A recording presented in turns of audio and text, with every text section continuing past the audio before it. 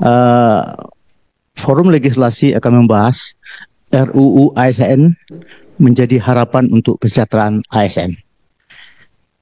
Forum ini diikuti oleh wartawan parlemen dengan menghadirkan sejumlah narasumber yang kompeten tentunya. Guna membahas tema tersebut,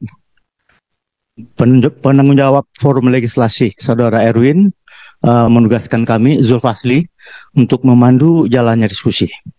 Untuk itu telah hadir bersama kita 3 narasumber, 2 offline dan 1 online. Pertama Pak Zulfikar, beliau adalah Wakil Ketua Komisi 2 DPR RI. Yang kedua sebelah kanan saya Pak Firman Subagio, beliau sebetulnya luar biasa ini di Golkar itu, memang betul-betul andalan ini untuk semua urusan RUU. Itu udah cacatan kita itu. Nggak ada sebuah RUU yang tanpa kehadiran Pak Firman di situ. Dan terakhir kita baru tahu rupanya Pak Firman ini Bupati Pati loh, di Jabodetabek. Ketua Umum Perantau Pati Jawa Tengah di DKI Jakarta, Jakarta Raya. Luar biasa. Yang ketiga nanti melalui online Pak Agus Pramusinto. Beliau adalah Guru Besar Administrasi Publik Visipol UGM. Sebelumnya juga mantan Ketua Komisi Aparatur Sipil Negara.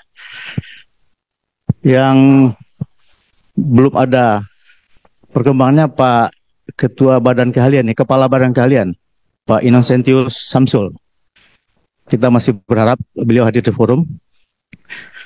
Untuk mempersingkat waktu, kita silakan Pak Zul dulu ya. Monggo Pak Zul, maksimal 7 menit ya. Terima kasih Bang Moderator, Bang Zul Kifli ya. Zulfasli, Bang Zulfasli.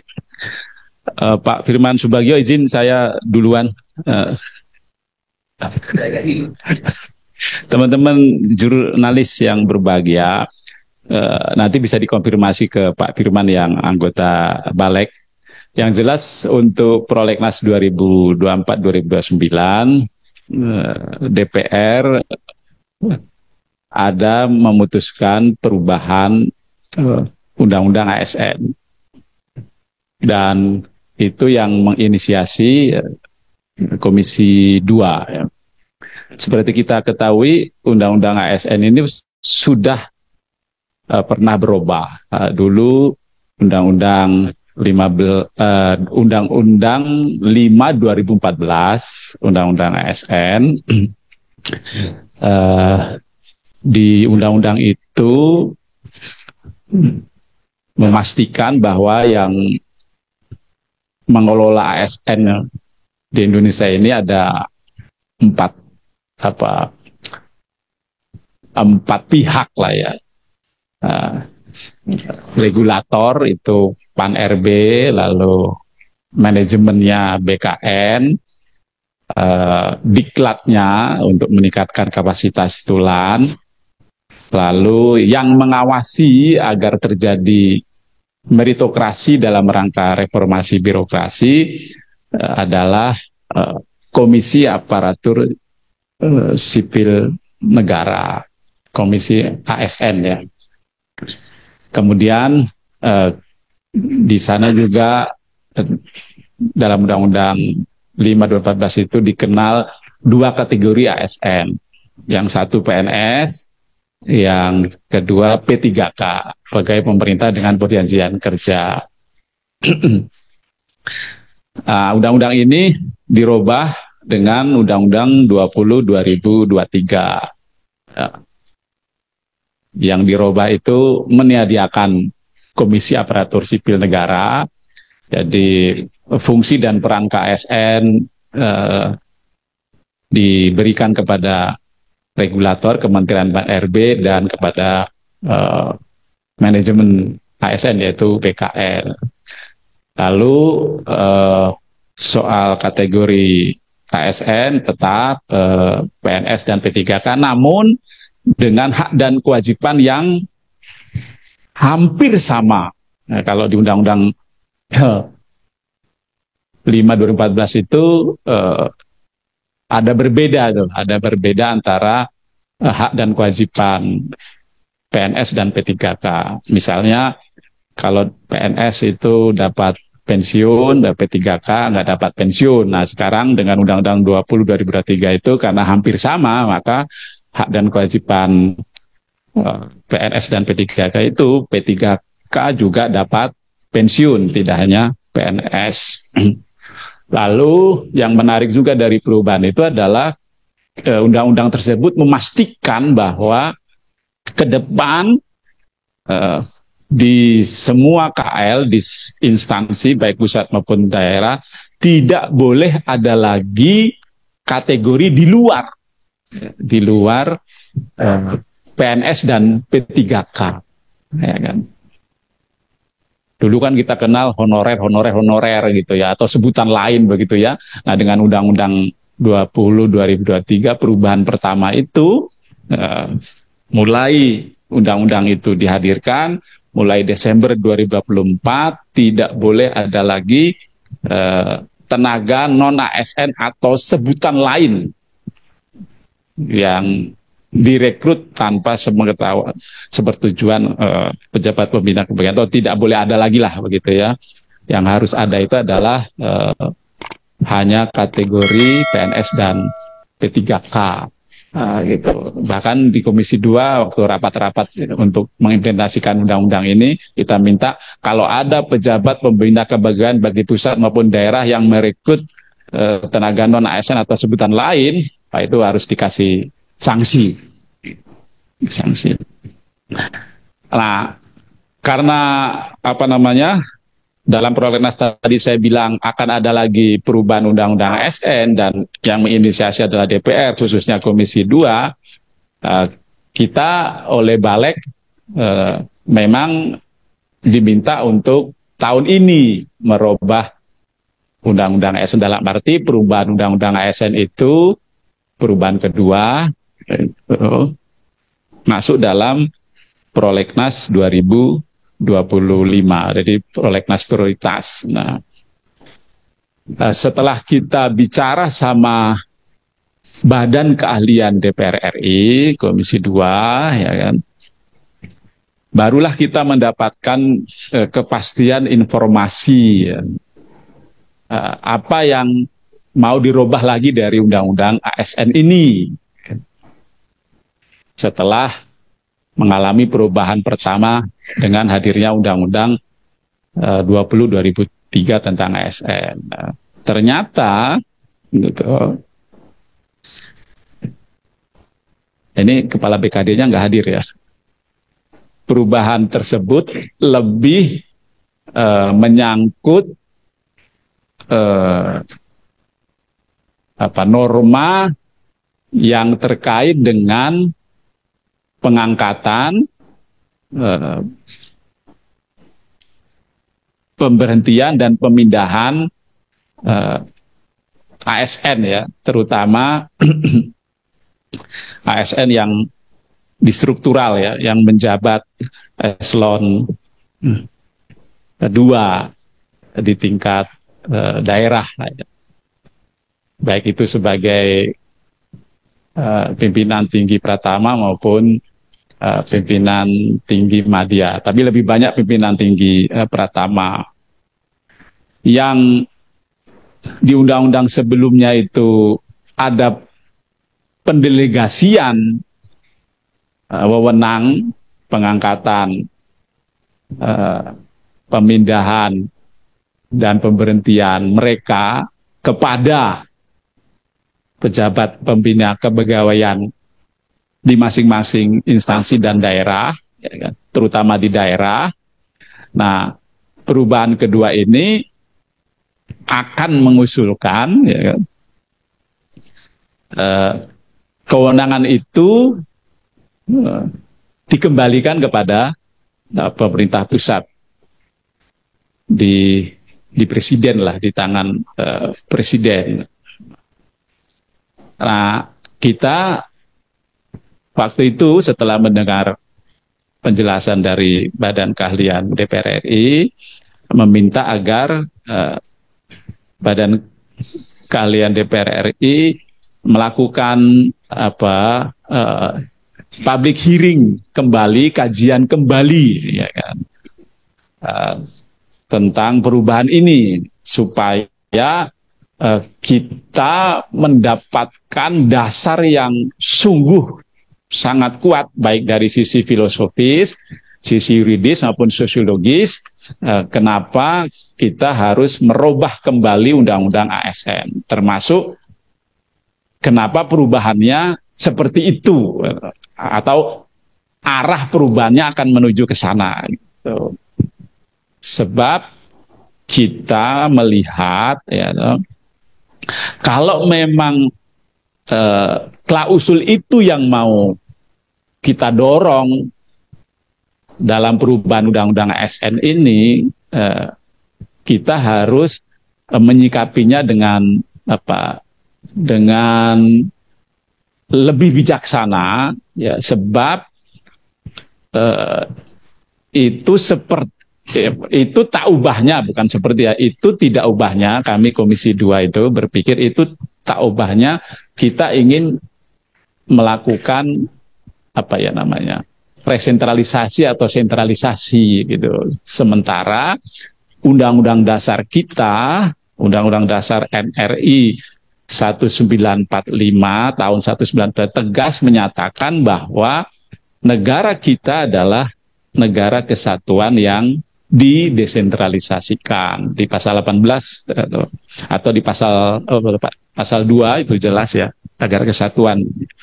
Pasal 18 pertama ya.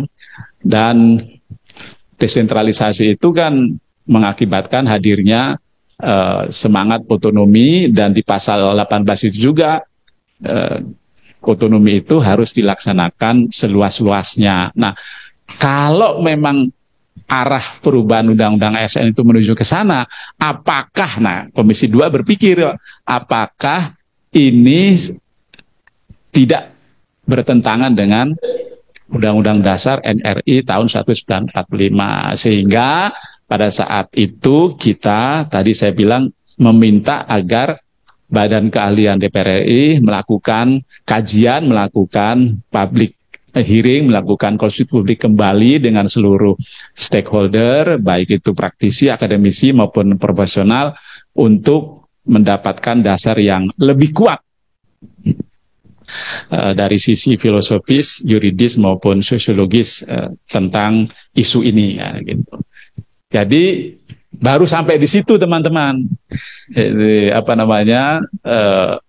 Perubahan Undang-Undang ASN itu belum sampai dibawa ke tingkat panja, lalu panja nanti akan menyempurnakan dengan mengundang stakeholder lagi, apalagi sampai ke balik, belum. Jadi baru pembicaraan awal Badan Keahlian DPR dengan Komisi 2, dan Komisi 2 dengan kejadian seperti itu, dengan substansi seperti itu, meminta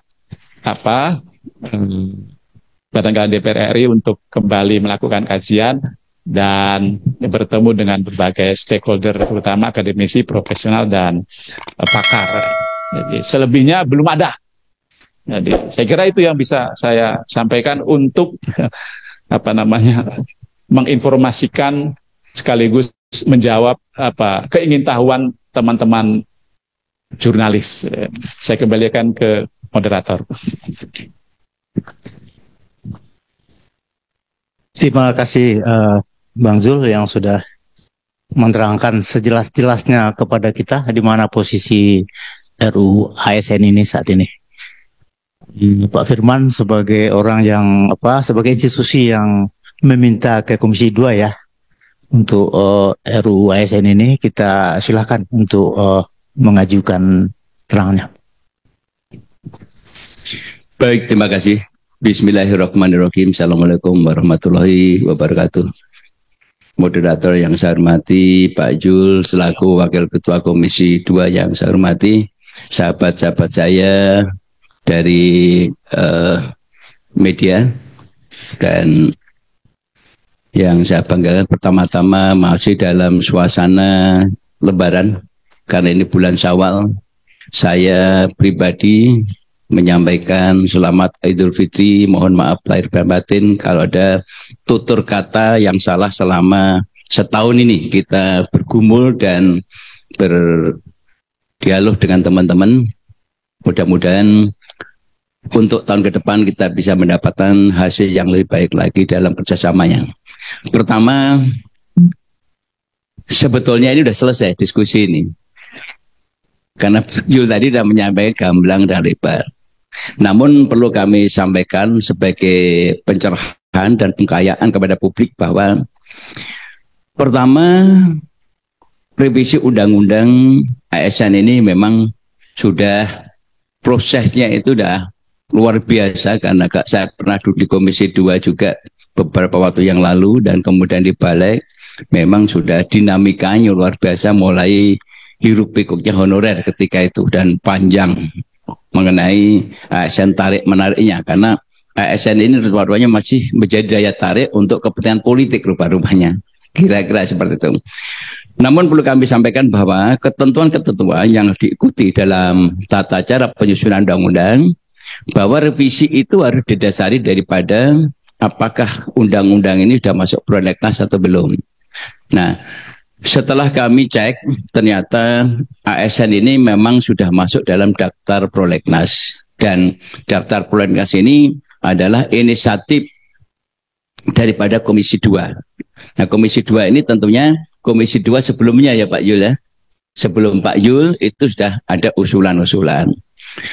Namun ketentuan dalam undang-undang ini, dalam ketentuan usulan maupun revisi undang-undang, ada 4 hal penting yang harus menjadi pedoman kita yang diatur dalam Undang-Undang P3. Pertama adalah undang-undang ini harus ada pengusulnya.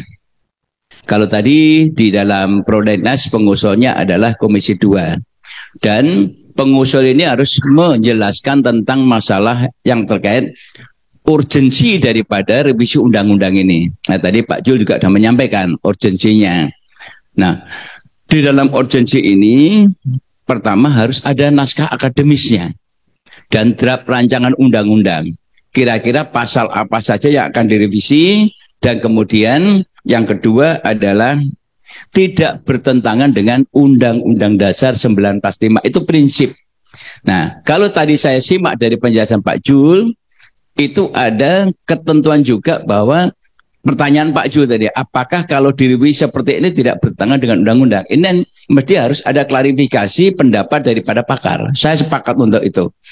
Ini sebagai bentuk partisipasi publik supaya DPR ini jangan membuat satu produk undang-undang yang bertentangan dengan undang-undang. Ini penting. Terus kemudian ketentuan lainnya adalah sebuah undang-undang ketika akan direvisi harus dapat dilaksanakan. Ini. Oleh karena itu penting ini, jangan sampai kita buat undang-undang ya, atau kemudian tidak dapat dilaksanakan karena bertentangan dengan undang-undang dasar. Ini yang berbahaya, ini yang harus ini. Nah, sedangkan sampai hari ini balik itu belum menerima baik draft rancangan undang-undang sendiri yang akan disampaikan dan termasuk naskah akademisnya. Dari itulah nanti kami hanya akan melakukan harmonisasi. Kita lihat dari aspek filosofisnya, sosiologisnya, yuridisnya. Ini apakah nanti tingkat urgensinya atau kemudian juga bertentangan nggak dengan Undang-Undang Dasar 1945 dan sebagainya. Kalau itu bertentangan, maka mesti kita akan minta dikembalikan lagi untuk disempurnakan agar tidak dilakukan GR. Nah, ini pokok-pokok tentang masalah. Namun di dalam masalah revisi ini, saya juga ingin menyampaikan kalau tadi disinggung bahwa ada kewenangan-kewenangan terhadap rekrutmen ASN ini disentralisasi lagi. Tadi Pak Jul juga menyampaikan bahwa di Undang-Undang Dasar itu kan sudah mendelegasikan ada desentralisasi. Apakah ini tidak akan mengambilkan dan ini akan menganulir ketentuan yang ada di Undang-Undang Otonomi Daerah. Ini daerah sudah banyak protes tentang Undang-Undang Cipta Kerja, kewenangan daerah yang ditarik ke pusat. Nah, kemudian ada lagi ini ASN akan tarik pusat. Yang saya pikirkan itu adalah kalau semuanya beban itu nanti dilimpahkan kepada presiden, apakah itu menjadi pemikiran kita Kalau sampai semua sampai ASN pun itu ada presiden, saya melihat apakah presiden punya waktu untuk itu. Padahal presiden memikirkan skala yang lebih besar, rencana strategi pembangunan 5 tahun, menghadapi globalisasi ekonomi yang sedemikian rupa dahsyatnya, kita menghadapi Trump aja udah kedodoran, belum nanti bagaimana perang urat-syarat antara Rusia dengan Ukraina, kemudian China dengan Amerika. Ini pun geopolitik, geoekonomi kita sudah luar biasa. Itu pun kita sudah kedodoran. Apalagi kalau sampai presiden harus mengangkat, memberhentikan, memindahkan ASN itu melalui mekanisme presiden. Ini saya rasa ini harus rasional hal-hal seperti ini.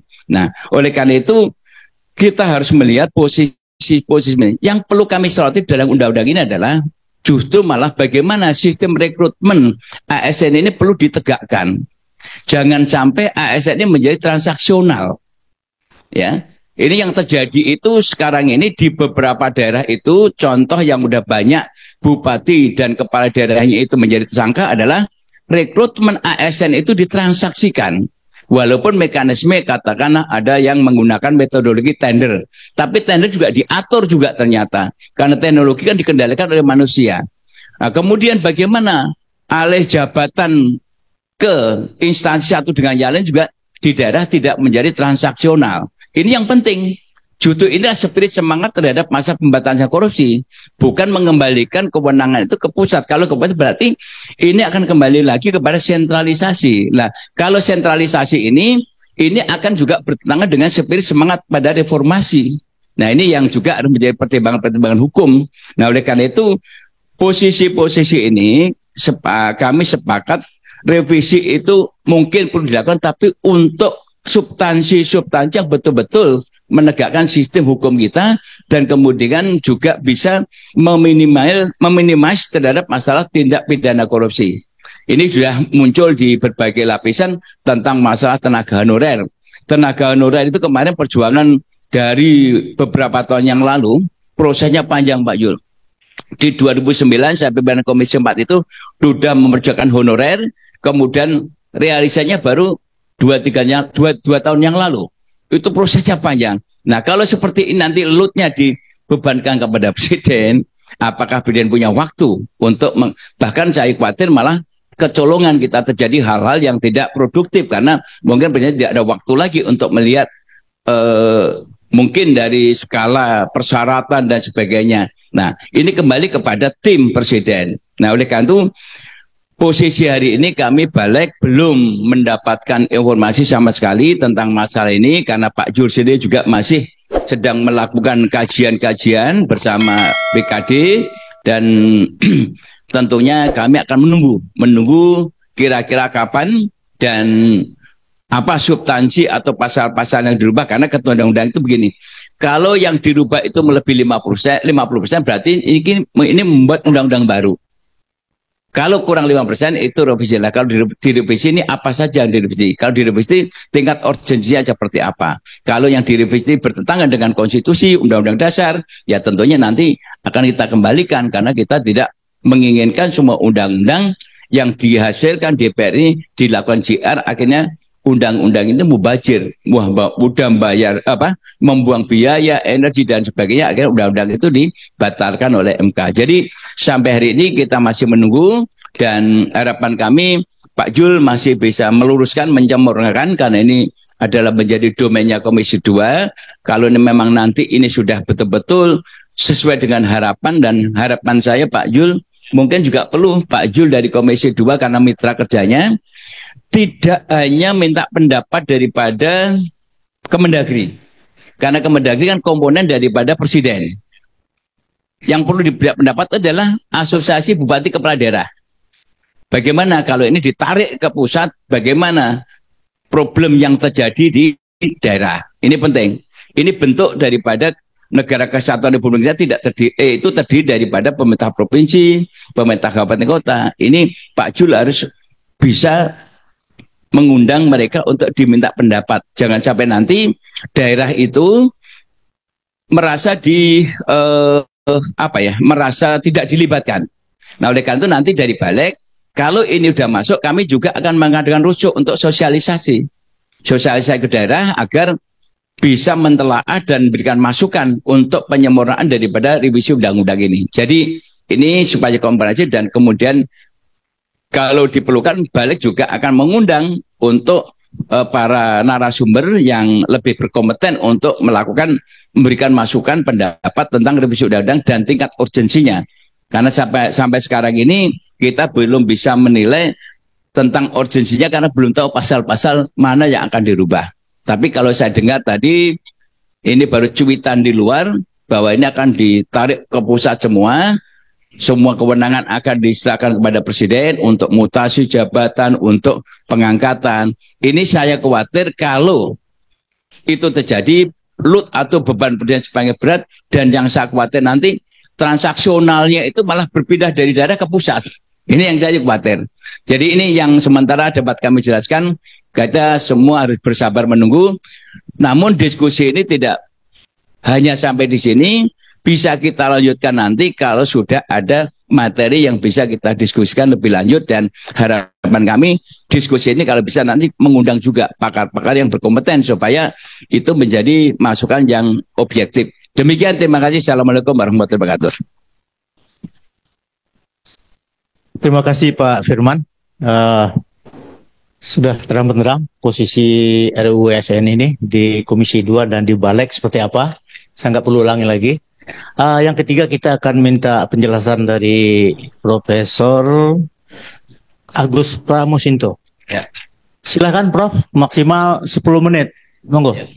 Ya, terima kasih. Bismillahirrahmanirrahim. Assalamualaikum warahmatullahi wabarakatuh. Yang saya hormati Pak Jul, Pak Firman Subagio, dan Pak Jul Fasli, dan teman-teman media. Untuk poin saja bahwa pertama, apapun perubahan undang-undang itu harus ada kajian akademik dan berbasis bukti.